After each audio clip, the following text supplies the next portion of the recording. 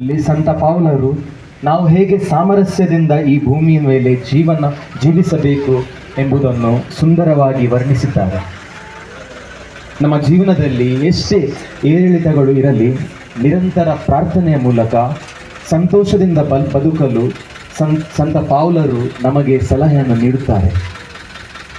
ಕೆಟ್ಟತನದ ಮಧ್ಯೆ, ಸಮಸ್ಯೆಗಳ ಮಧ್ಯೆ ನಾವಿದ್ದರೂ, ನಮ್ಮ ಜೀವನದಲ್ಲಿ ಎಷ್ಟೇ ಕಷ್ಟಗಳಿದ್ದರೂ ಕೂಡ ಎಲ್ಲರಿಗೂ ಒಳಿತನ್ನೇ ನಾವು ಬಯಸಬೇಕು.